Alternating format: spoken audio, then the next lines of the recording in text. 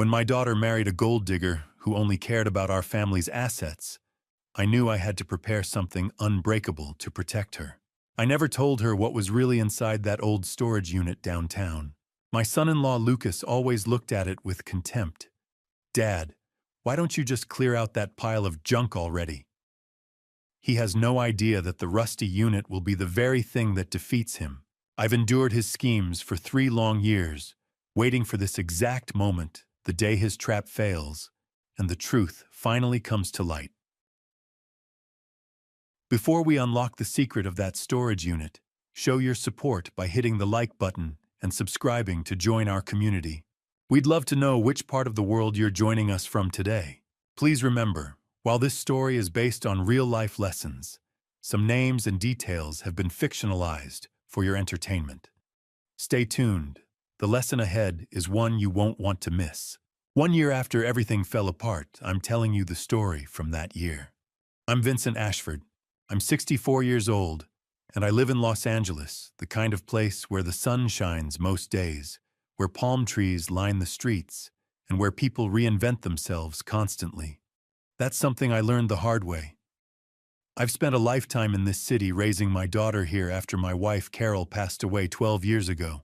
I thought I'd prepared myself for whatever life might throw at me. Turns out I had no idea what was coming. My daughter is named Sophia.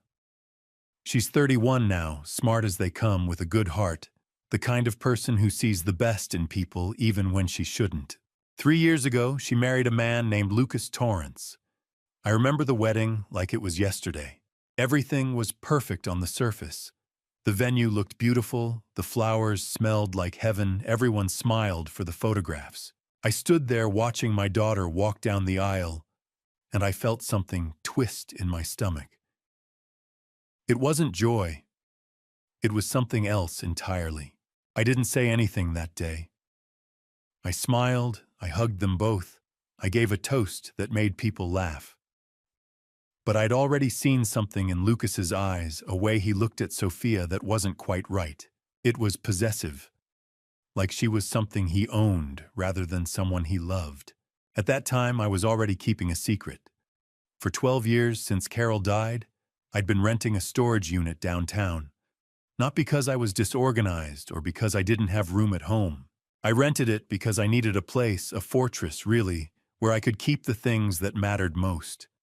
Carol's documents, her jewelry, the insurance policies, the will, the trust papers that protected Sophia's future. Everything that told the real story of our family's financial life. Most people thought of that storage unit as a place for junk.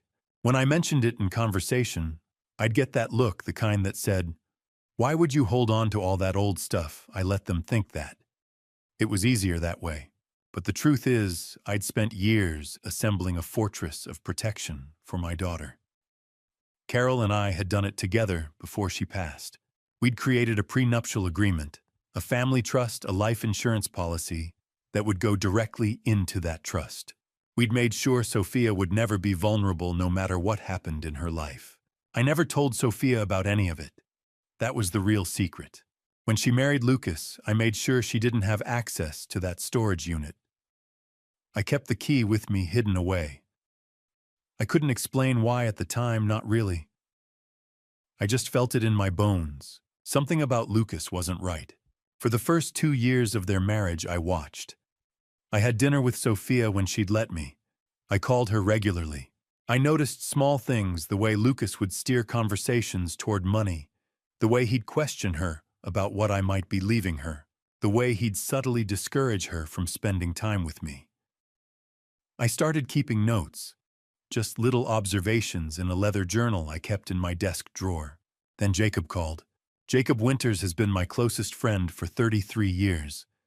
He's not the type to panic or exaggerate, so when he called me one afternoon 3 years into Sophia's marriage and told me that he'd overheard Lucas talking to someone about me, about how much my insurance was worth, about how it would all go to Sophia, about how much better things would be if I simply didn't exist anymore, I believed him. Jacob isn't a liar, and he wasn't calling to stir up drama. He was calling because he was terrified. That's when I understood.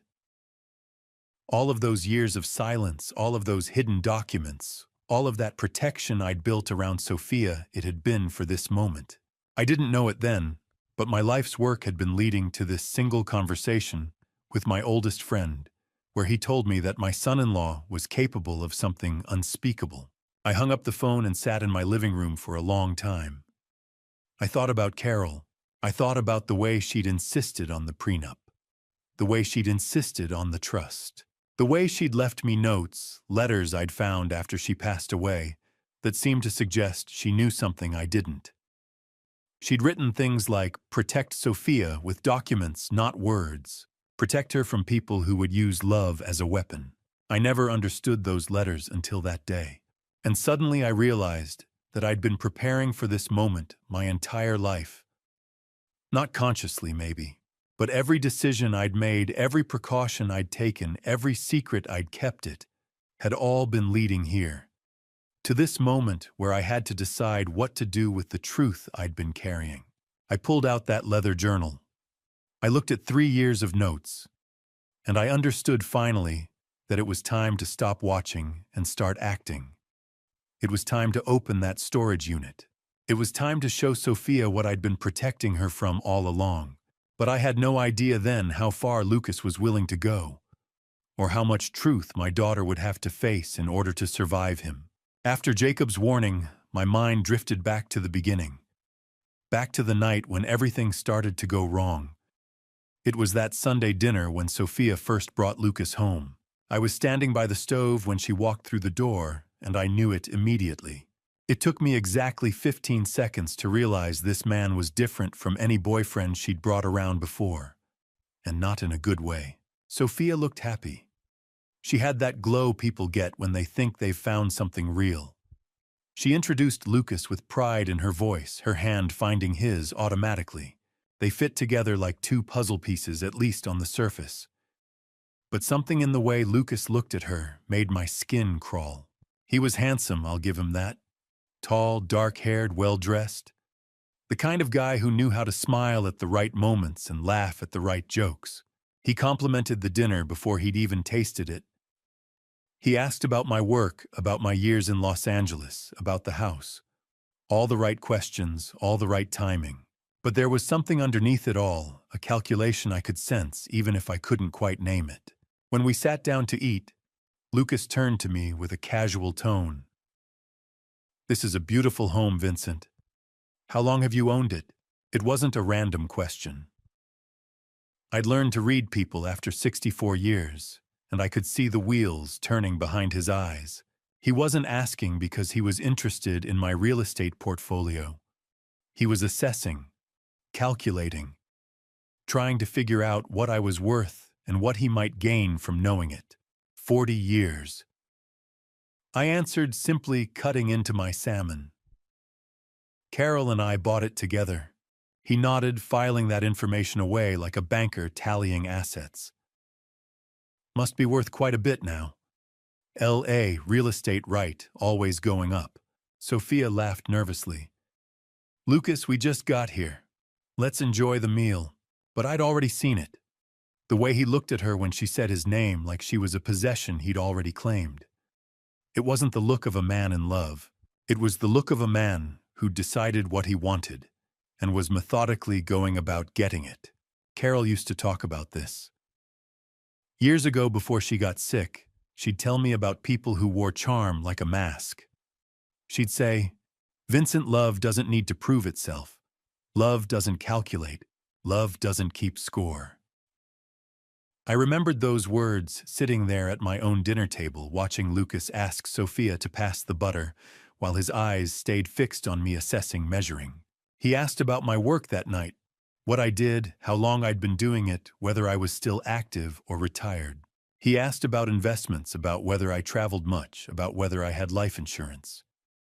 The last one caught me off guard, though I didn't show it. He framed it casually, mentioning something about his own policy at work, but the timing felt deliberate. "Everyone should have good coverage," he said, smiling at Sophia. "You never know what life throws at you." Sophia squeezed his hand, completely oblivious to the undercurrent. She was just happy he was getting to know her father. To her, this was a man meeting her family, asking normal questions. She had no idea that every question was a thread he was pulling, trying to map out the territory he'd decided to occupy. After dinner, Lucas helped me clear the table. For a moment, we were alone in the kitchen, and I felt the weight of his attention shift entirely onto me.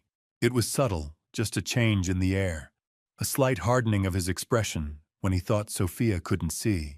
You've done well for yourself," he said, loading dishes into the sink. "Sophia's lucky to have this security." There it was.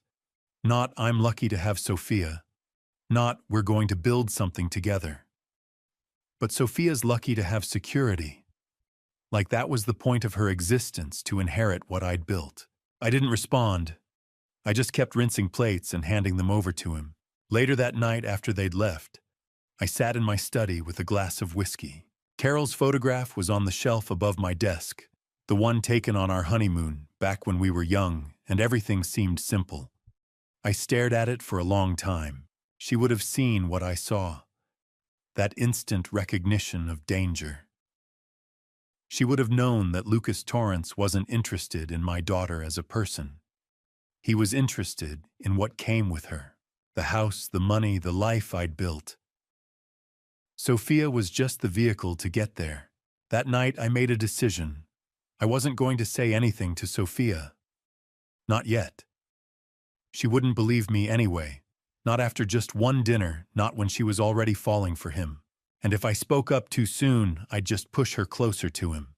I'd seen it happen 1,000 times, a girl whose father warns her about a boy, and suddenly that girl is determined to prove everyone wrong. So instead, I decided to watch, to listen, to wait. I pulled out a leather journal from my desk drawer, something Carol had given me years ago, back when she insisted on organizing our finances and our future. I opened to a blank page and dated it Sunday first meeting with Lucas Torrance. Then I wrote down everything I'd observed, the questions he'd asked, the way he'd looked at Sophia, the calculation in his eyes, the comment about security. All of it. I told myself I was just being careful, being protective. But deep down, I think I already knew. I think some part of me understood that this wasn't just a boyfriend.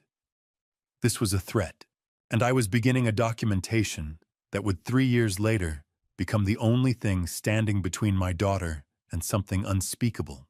I should have said something that night. I should have pulled Sophia aside and told her what I'd seen in Lucas's eyes. But I didn't know yet how far he was willing to go. I only knew I had to watch, listen, and wait for the moment when I'd need to act. The real warning came 6 months into their marriage. It was subtle. So subtle that Sophia didn't even see it. But I did. It started with a question Lucas asked her one evening. Sophia called me in a voice that sounded different, confused, wounded. She asked if we could talk, and I knew immediately something had shifted. "Dad, Lucas thinks I should know more about the family finances," she said carefully. "He says it's weird that I don't know anything about your money. He thinks you're keeping secrets from me." I felt something cold settle in my chest. This was Lucas's move, calculated. But I kept my voice steady. "What did you tell him?" "I told him I didn't really think about it," Sophia said. "But now I'm wondering, why haven't you told me about your finances, Dad? It does seem kind of strange." Of course, it seemed strange to her. Lucas had made Sophia question me without ever having to voice a direct accusation himself. He'd planted a seed of doubt about her own father. But that wasn't even the worst part. A week later, Sophia called me again. This time she was upset. "Dad, I need to ask you something, and I need you to be honest with me." "Of course," I said. "What's going on?" "Lucas says that Jacob has always had feelings for me. He says Jacob told him that he thinks our marriage is a mistake. He says Jacob wants to break us up because he's still in love with me." I went very still. Jacob, my oldest friend. The man who'd been part of my family for 3 decades. Lucas was lying to my daughter about him, and she was believing it. Sophia, that's not true." Jacob would never. How do you know that, Dad? How do you really know what Jacob says when you're not around? The question landed like a punch. She was actually starting to doubt Jacob now. Lucas had successfully taken one of the most important relationships in her life and poisoned it with a lie. And Sophia, being good-hearted, was starting to believe it. Lucas has no reason to lie to me," she said, defensiveness creeping into her voice. "He barely even knows Jacob. Why would he make that up? Because Lucas was systematically isolating my daughter. He was cutting her off from the people who might protect her, who might see what he was doing, who might warn her. And he was doing it so cleverly that Sophia couldn't even see it happening. Over the next few weeks, I watched as Sophia pulled away from Jacob. She didn't return his calls as quickly. She made excuses when he invited us both to dinner. And worst of all, I could see the doubt in her eyes when she looked at him, doubt that Lucas had carefully planted there. This was the moment I really understood what I was dealing with. Lucas wasn't just a gold digger looking for an easy score. He was something more dangerous. He was methodical. He was strategic. He understood psychology in a way that most people don't. He knew exactly how to manipulate my daughter, not through force or aggression, but through seeds of doubt and carefully crafted lies. One night I sat in my study and pulled out that journal. The one I'd started after that first Sunday dinner. I flipped past my initial observations about Lucas's questions, his calculating eyes, his comment about security. Those had seemed ominous, but they were nothing compared to what I was witnessing now. I wrote down everything. The conversation Sophia had reported about Lucas questioning my finances. The lie about Jacob. The way Sophia was starting to pull away from my oldest friend. The isolation tactics happening in real time. And as I wrote, something crystallized in my mind. This wasn't just about money, though money was certainly part of it. This was about control. Lucas wanted to control Sophia completely. Her mind, her relationships, her sense of reality. He wanted to make sure that when the moment came where she needed someone to tell her the truth, there would be no one left to turn to. Her father would seem like he was keeping secrets. Her best friend would seem like he had ulterior motives. And Lucas would be the only person she could trust. It was a masterclass in psychological manipulation, and it was happening to my daughter in real time. That night, I made a decision. I wasn't going to confront Lucas. I wasn't going to try to convince Sophia that he was lying. I'd learned enough about manipulation to know that would only drive her closer to him. Instead, I was going to document everything. Every lie, every manipulation, every calculated move he made. I was going to build a record that would eventually show Sophia the truth. I started writing in that journal every single night. I'd note down conversations Sophia had mentioned. I'd record my own observations. I'd track the timeline of when Lucas made particular moves, what he said, how Sophia reacted. It was methodical work, the kind of work that required patience and focus. At the time, I didn't know exactly why I was doing this. I didn't have a specific plan. I just knew in some deep part of myself that I was going to need this evidence. That someday, in some way, I couldn't yet imagine my daughter would need to see the truth laid out in black and white. And when that day came, I wanted to be ready. I had no idea then that Lucas's isolation tactics were just the beginning. I had no idea that the next 3 years would involve so much more than psychological games and careful lies. I had no idea what he was truly capable of. But that night I made a choice. I would watch, I would document. And when the time came, and I was starting to believe that time would come, I would be ready to protect my daughter no matter what it cost me. I drove to the storage unit the next morning and pulled out an old leather journal. It had been sitting there for 12 years untouched. I'd bought it years ago thinking maybe I'd write about the time I spent with Carol. I never did. Now I opened it to the first blank page. The leather was soft, worn in places. I uncapped a pen and looked at the empty page in front of me. For a moment, I just sat there in that climate-controlled storage unit surrounded by boxes of my life trying to figure out how to begin. I dated the first entry May 15, 2021. Then I wrote Sophia seemed distant today. Lucas must have said something to her. That was how it started. One observation, one sentence. But I knew even then that this journal would become something important. So I committed to it.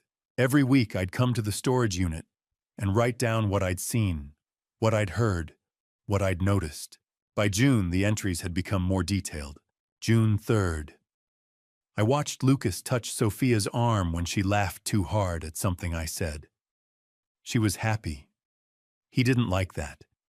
The touch wasn't affection, it was a signal, a subtle reminder that he was there watching, controlling even her joy.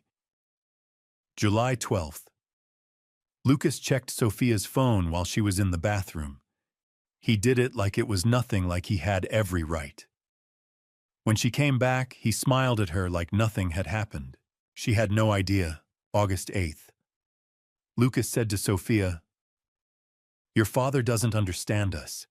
He's too old to see what we have." And I watched my daughter nod.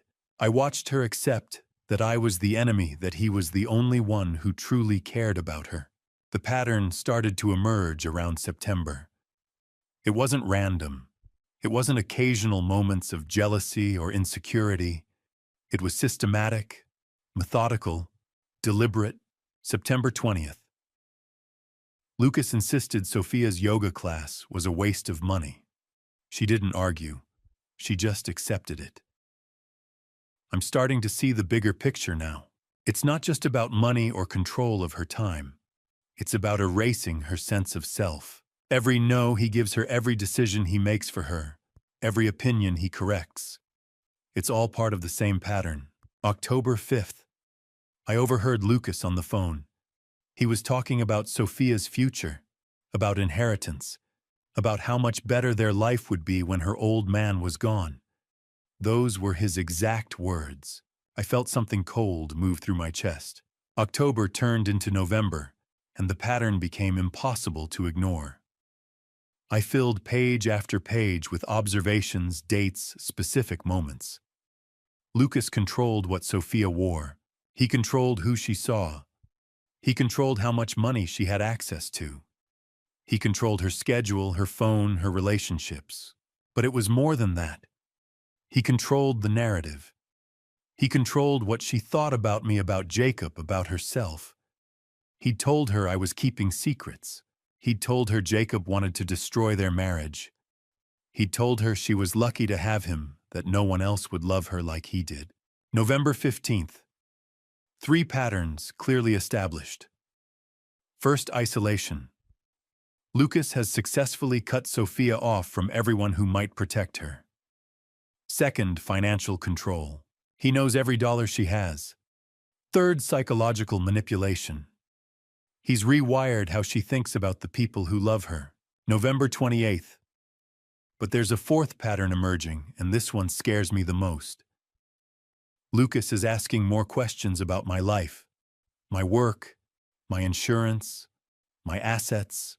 This isn't just about loving my daughter anymore. This is about something else entirely. By December, I'd filled almost 200 pages. 200 pages of observations, dates, times, specific quotes. 200 pages documenting the careful, calculated way Lucas was dismantling my daughter's independence and replacing it with dependence on him. I sat in the storage unit on December 15, 2021, and read through an entire year of entries. The pattern was unmistakable. It was clear. It was undeniable. Lucas wasn't a boyfriend who'd gotten a little too controlling. He wasn't a husband with jealousy issues. He was something far more calculated. He was a predator, and he was following a specific playbook that he'd likely used before, would likely use again.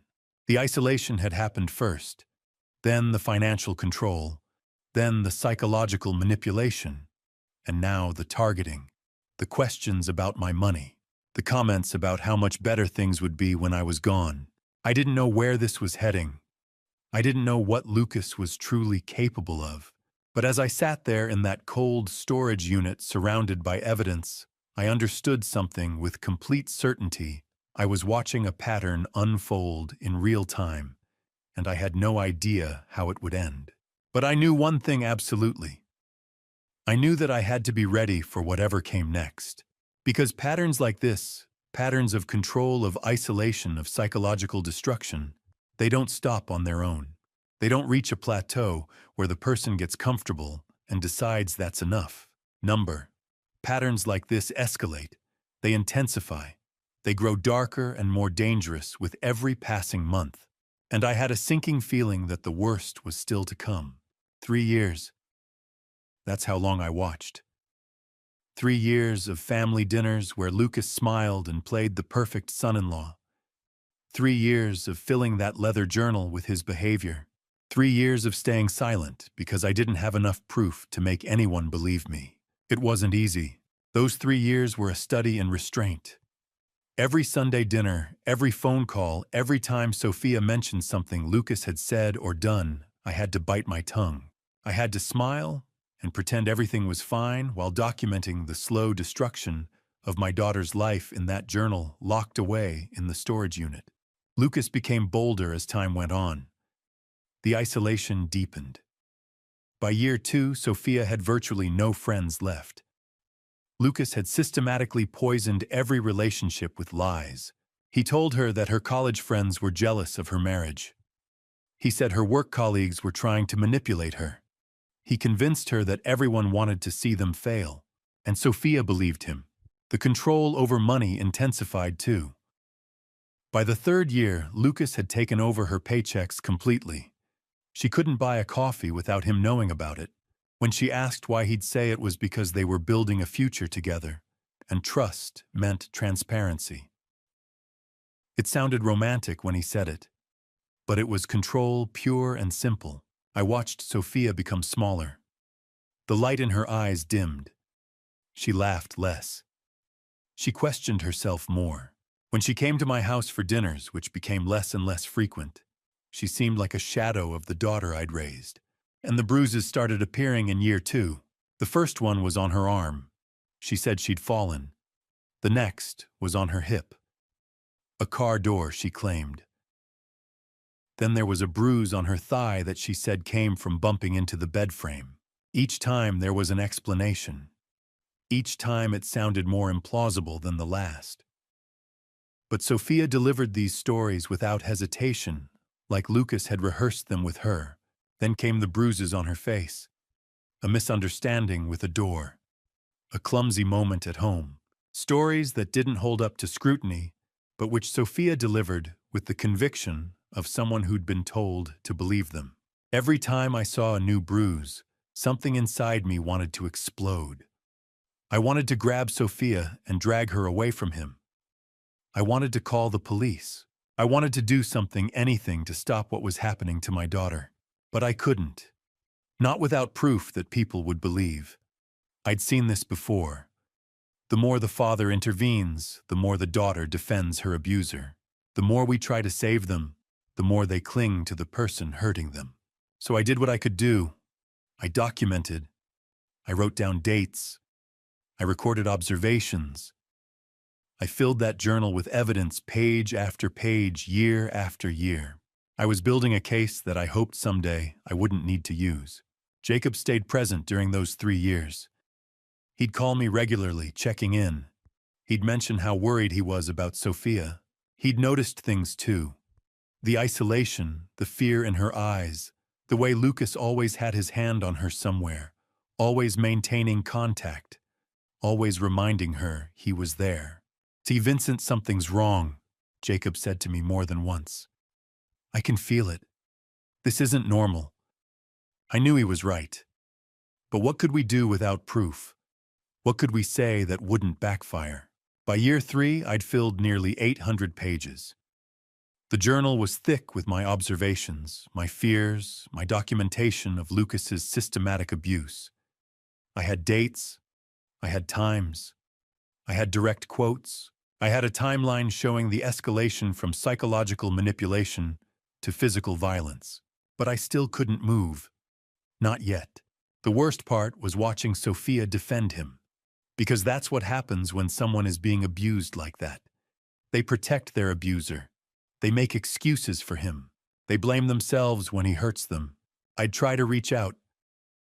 Sophia, how are you really doing? I'd ask during our rare phone calls. I'm fine, Dad. Everything's great. Lucas just wants the best for us. He's so protective. Protective. That's what she called the cage he'd built around her. 3 years of watching. 3 years of waiting.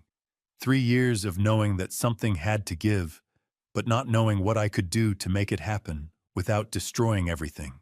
And then one afternoon, Jacob called me. His voice was different, serious, urgent in a way I'd never heard before. Vincent, we need to talk, he said. I need to see you, today, because I saw something and I think you need to know about it. My heart dropped. I'd been waiting for 3 years for something to shift. I'd been documenting everything, preparing for the moment when I'd need to act. But I'd never expected it to come from Jacob. What did you see? I asked. Not over the phone, Jacob said. We need to meet in person. And Vincent, I think it's worse than we thought. Those words changed everything. Because Jacob had finally seen what I'd been documenting all along. He'd finally witnessed something so undeniable that he couldn't look away anymore. After 3 years of silence, after 3 years of watching and waiting and preparing, someone else had finally seen the truth. And I realized that everything I'd been doing, all that documentation, all that patience, all that careful recording of evidence, it had all been leading to this moment. This phone call, this shift, the moment when everything was about to change. I met Jacob at a small cafe near my house. He looked worried in a way I recognized immediately. It was the same expression I'd been wearing for 3 years. He was already sitting at a corner table when I arrived, a cup of coffee in front of him that he wasn't drinking. His hands were folded tight like he was trying to hold something in. When he saw me, he stood up, and we embraced the kind of hug that only happens between men who've known each other long enough to drop the pretense.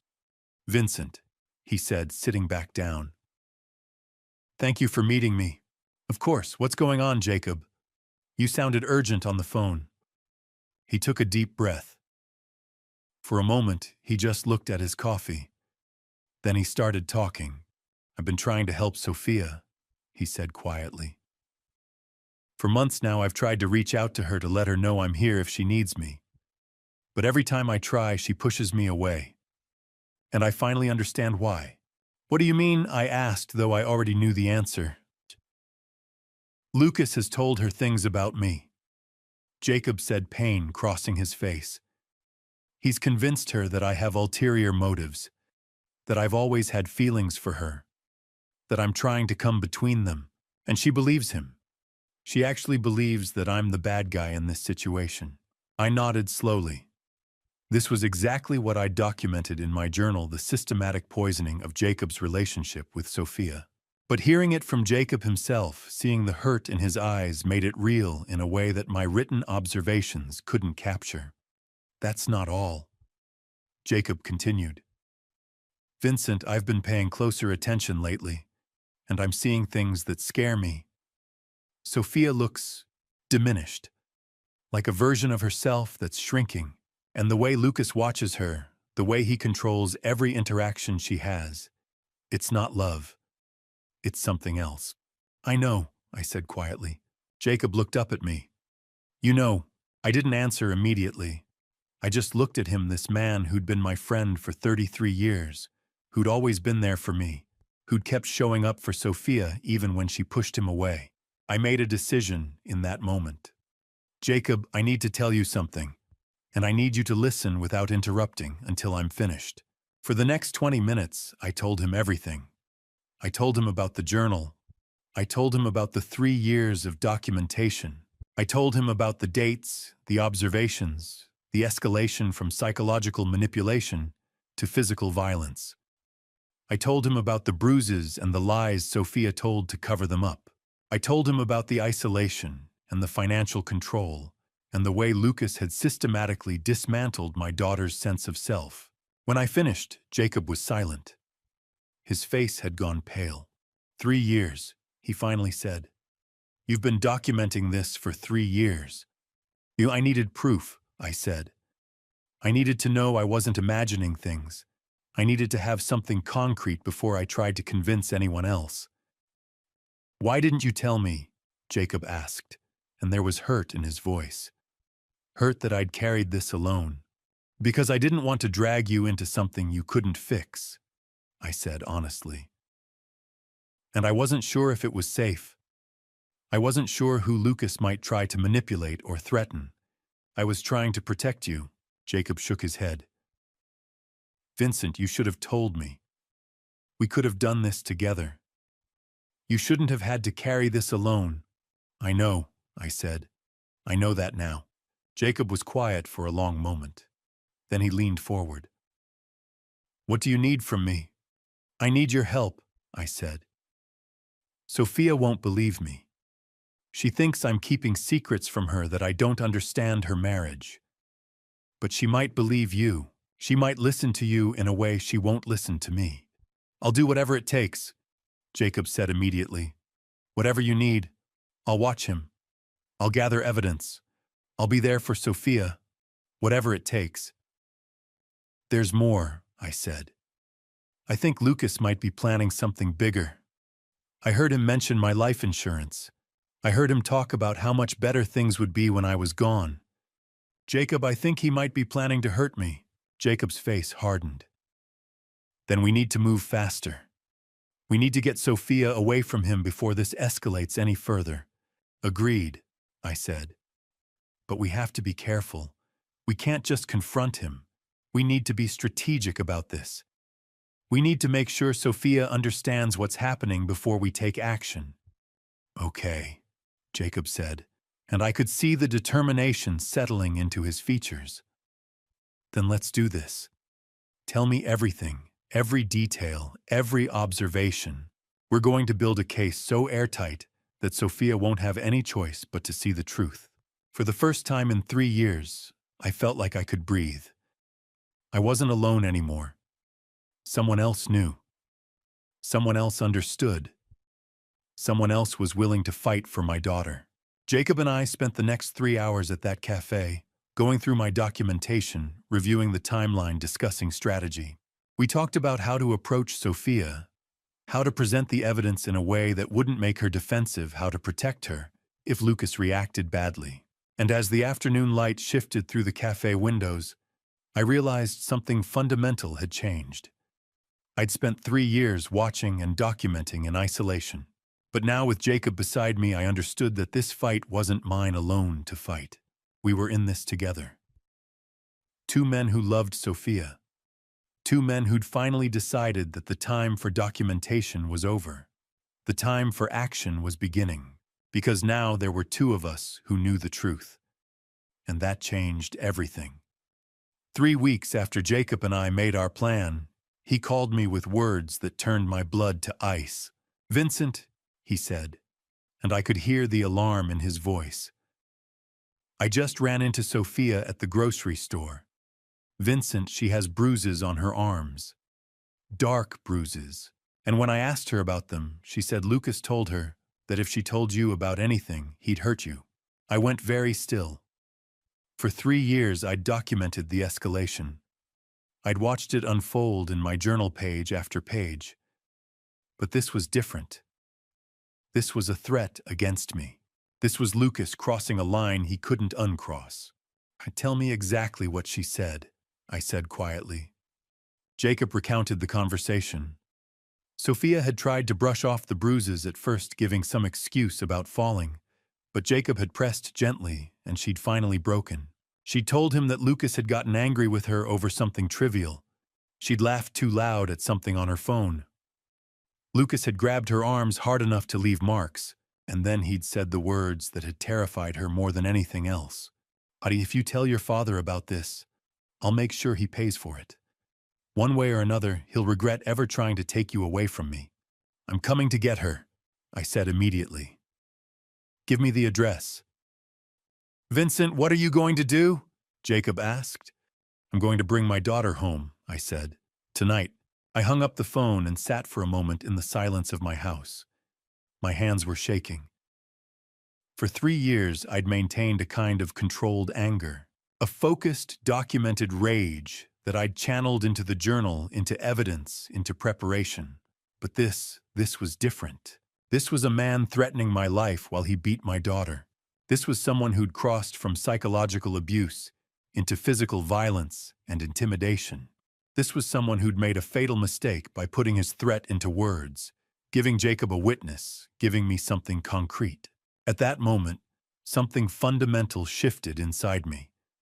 This wasn't about protecting Sophia from a manipulative boyfriend anymore. This wasn't about careful documentation and legal strategy. This was about survival, her survival. I stood up and grabbed my keys. I didn't think about what I'd say to Lucas. I didn't formulate a plan. I just knew that I needed to get to my daughter. I needed to get her away from that apartment, away from that man, away from someone who was willing to hurt her and threaten me to keep control. As I drove toward the address Jacob had given me, my mind was racing. I thought about the 3 years of documentation. I thought about the 800 pages in that journal. I thought about every bruise, every lie, every moment of isolation I'd watched Lucas inflict on my daughter. And I thought about the fact that all of that preparation, all of that patience had been leading to this moment, this night, this drive toward my daughter's apartment. The city lights blurred past as I navigated the streets. Sophia and Lucas lived about 30 minutes from my house in a condo near Malibu. It was meant to be a beautiful place. Lucas had been so proud of it when they'd bought it. But I'd always known it was a cage. A beautiful oceanfront cage that kept my daughter isolated from everyone who could help her. I thought about what I'd do when I got there. Would Lucas even let me in? Would he try to stop me? Would there be a confrontation? I didn't know. All I knew was that I couldn't leave Sophia there another night. I couldn't pretend anymore. I couldn't wait for the perfect legal moment. The time for waiting was over.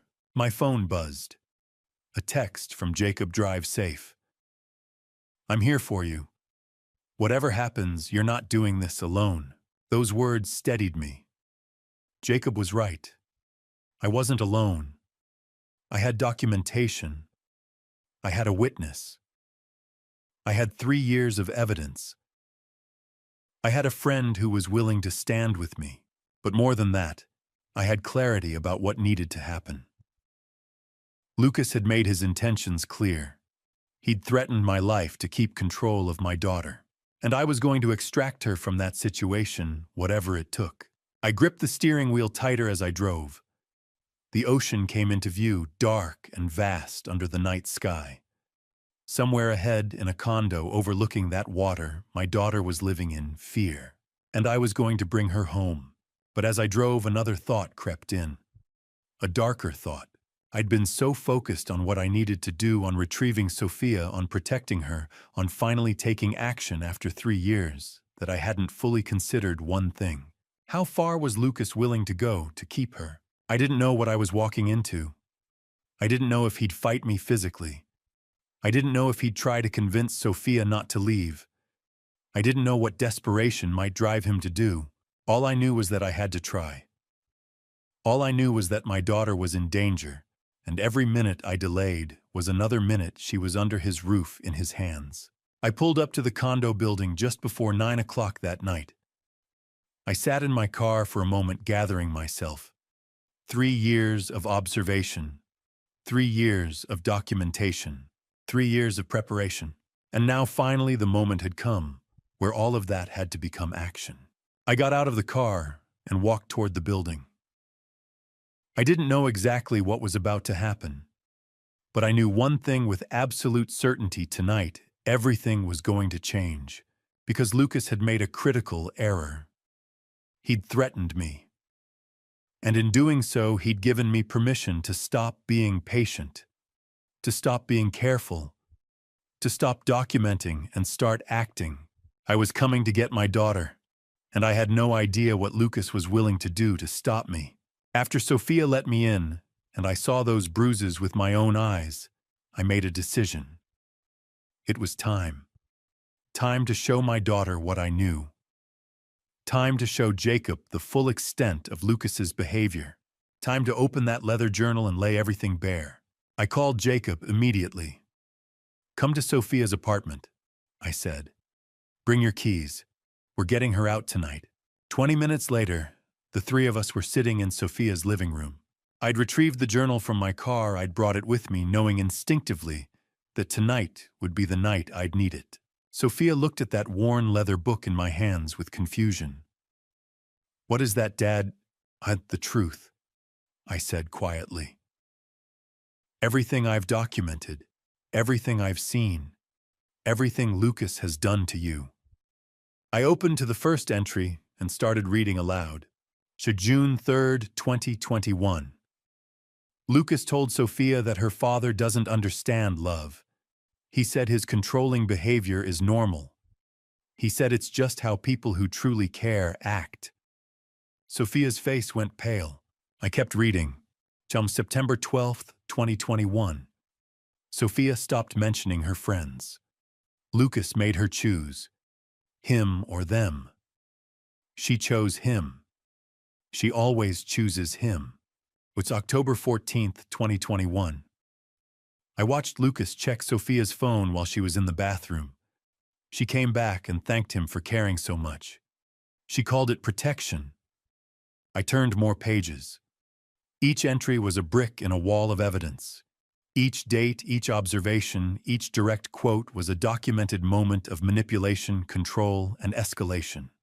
February 14th, 2023. I saw Sophia flinch when Lucas raised his voice. Valentine's Day. He was angry because she'd spent too much time on her phone. She apologized for upsetting him. March 8th, 2023. Sophia mentioned that Lucas pushed her into a wall. She called it an intense moment. She said she deserved it for talking back. As I read, I watched my daughter's face. I watched the realization dawn. I watched her remember things she'd tried to forget. The bruises she'd explained away. The isolation she'd accepted. The blame she'd internalized. Tears started streaming down her face. "Dad," she whispered, "you've been documenting this the whole time." 3 years, I said. Every observation, every conversation, every bruise, every lie. Jacob stood up, anger radiating off him. 800 pages, he said, looking at the journal in my hands. He's been doing this to her for 800 pages. I continued reading methodically, working through the journal. I read about the financial control, about how Lucas had systematically isolated her from everyone who cared about her, about how he'd poisoned her mind, against me, against Jacob, against anyone who might see what he was doing. I read specific dates and specific incidents. The moment he'd told her that I was keeping secrets. The moment he'd lied about Jacob. The moment he'd started checking her phone. The moment the first bruise appeared. The moment the bruises became more frequent. Each entry was a stepping stone in a path that led directly here to this night, to this moment, where my daughter finally saw the truth laid out in front of her. When I finished, there was a heavy silence in the room. "I don't understand," Sophia said, her voice small and broken. "Why didn't you just tell me?" "Because you wouldn't have believed me," I said gently. Not without seeing the pattern, not without understanding that this isn't random, this isn't love, this is a calculated campaign of control. "What do you mean?" Jacob asked, though I could see he already understood.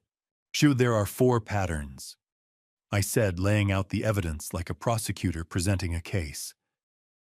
First, isolation. Lucas cut Sophia off from everyone who might protect her or see what he was doing. Second, financial control. He took over her money, her paychecks, her ability to make independent choices. Third, psychological manipulation. He rewired how she thinks about the people who love her, made her doubt me, doubt you, Jacob, doubt herself. And fourth, physical violence. When the other 3 weren't enough to keep her compliant, he escalated to hurting her. Sophia was shaking. Jacob put his hand on her shoulder. "This isn't your fault," I said to my daughter. None of this is your fault. You didn't cause this. You didn't deserve this. This is what he chose to do. But I believed him. Sophia said, her voice breaking. I believed everything he told me. That's what abusers do. Jacob said, his voice hard with anger. They make you believe lies. They make you feel crazy for questioning them. They make you think you're the problem. I closed the journal. There were still hundreds of pages left unread, but Sophia had seen enough. She understood now. She understood the scope of what had been done to her. She understood that it wasn't her imagination. It wasn't her fault. It was a deliberate, calculated pattern of abuse designed to break her down and make her completely dependent on a man who didn't love her, who saw her as nothing more than a means to an end. Sophia looked at me with red-rimmed eyes. What happens now? Now, I said, we get you somewhere safe. We make a plan. We protect you. But even as I said it, I felt a shadow of something else. Something I hadn't told them. Something that was still unfolding in ways I couldn't predict. Because the documentation I'd done, the evidence I'd gathered, it only told part of the story. It showed what Lucas had done. But it didn't show what he was planning to do. It didn't show the depths of his desperation or the lengths he might go to in order to keep control. And as I looked at my daughter finally seeing the truth, I realized something that chilled me to my core. The worst part wasn't in that journal. The worst part was still coming. About 2 months after that night, Lucas made his move. He had Sophia ask me about the house. Not to live in, to own. He wanted ownership. He wanted the asset. He wanted everything. I was in my study when Sophia called. Her voice sounded different, coached, rehearsed. Dad, I need to talk to you about something, she said carefully. Lucas and I have been thinking. We need a bigger place. We want to build a life together and the condo isn't enough. We were wondering if you'd consider helping us with the house. I knew exactly what this was. I documented conversations where Lucas had talked about my house. I'd written down the moment he'd realized it was worth nearly $1 million. I'd noted the exact date when his eyes had changed when he'd started calculating how to get his hands on it. Sophia, I'm not going to give you my house, I said calmly. That's not going to happen. There was silence on the other end. Then I heard Lucas's voice in the background, angry, demanding, telling her what to say next. Why not? Sophia asked, and now there was desperation in her voice. Why won't you help your own daughter? Because your house isn't mine to give away, I said. And because I know what this is really about. I hung up the phone. 2 hours later, Lucas called me directly. This was new. This was a shift. He'd never called me before. He'd always worked through Sophia. Listen here. He said, his voice cold and sharp. You're being selfish. Your daughter needs your help, and you're refusing because you're a controlling old man who can't stand to see her happy. That's not what this is about, I said. You know what you are. Lucas continued, his voice rising. You're a coward. You hide behind your money and your secrets, and you won't even help your own child. You're the reason she's unhappy. You're the reason we're struggling. I stayed silent. I'd learned long ago not to engage with his manipulation. I'm taking care of your daughter, he said. I'm the one who loves her. I'm the one who's there for her. And you sit in that big house of yours, judging us, keeping us poor, keeping us down. You're pathetic. Is there anything else? I asked quietly. Yeah, there's one more thing, he said, and his voice had turned into something darker, something more dangerous. You need to understand that I'm not going anywhere. Sophia is mine. That house should be ours. And if you don't start cooperating, you're going to regret it. Then he hung up. I sat in the silence of my study for a long moment, letting his words settle. And in that silence, something became crystal clear to me. Lucas had run out of subtle tactics. He was out of manipulation tricks. He'd moved past the psychological games and the careful control. Now he was using direct aggression, direct threats, direct intimidation, and that meant he was desperate. A desperate man is a dangerous man. A man who's losing control will do things he wouldn't normally consider. A man who can see his plans crumbling will escalate to whatever means necessary to try to save them. Lucas had thought he had all the time in the world. He'd thought he could isolate Sophia, break her down, make her completely dependent on him, and eventually convince her to help him access her father's assets. He'd been executing a long game, but I'd shortened that timeline. By showing Sophia the journal, by helping her see the pattern, by refusing to give in to his demands, I'd accelerated everything. I'd removed the cushion of time he'd been counting on. Now he was panicking. Now he was showing his true face, and now I knew with absolute certainty that things were going to get much worse before they got better. I picked up my phone and called Stephen Garrett, the family lawyer. The same man I'd consulted with years ago when Carol and I had set up the prenuptial agreement and the trust. "Stephen, it's Vincent," I said when he answered. "We need to talk about Lucas Torrance, and I need you to understand something. I think he might be planning to do something illegal." I spent the next hour on the phone with Stephen going through everything. The journal, the documentation, the escalation from psychological abuse to physical violence, to direct threats, the attempt to pressure Sophia into helping him access my assets. "Now, you need to file a restraining order," Stephen said firmly, "and you need to do it now. This man is escalating, and escalation patterns like this don't stop on their own." "I know," I said.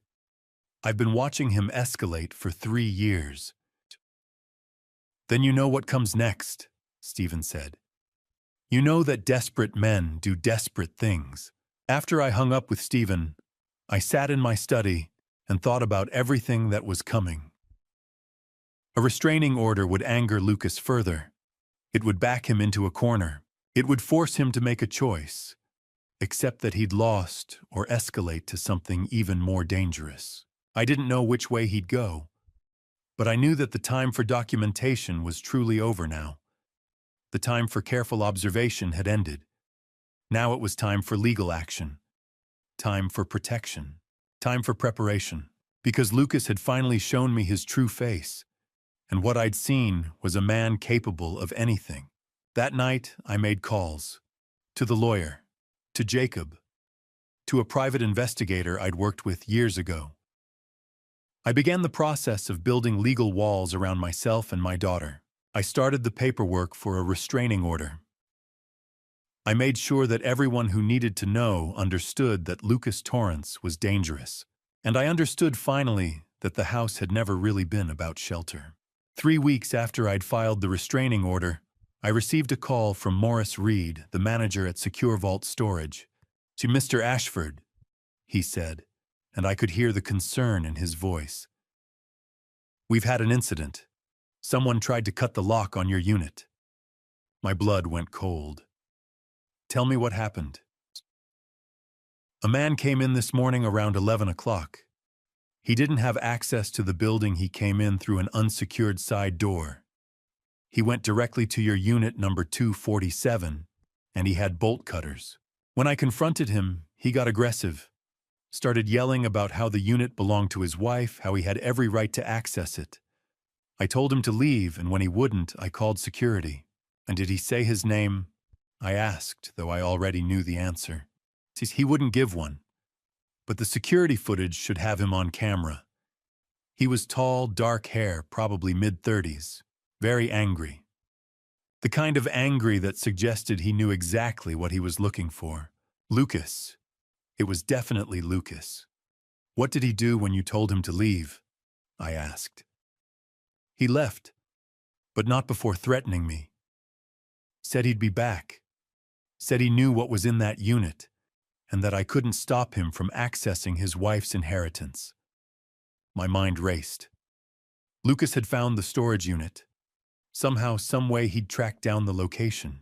And he was desperate enough to attempt a break-in in broad daylight with security cameras recording everything. Morris, I need you to listen to me very carefully, I said. That man is not to be allowed access to my unit under any circumstances, not for any reason. If he comes back, if anyone matching that description comes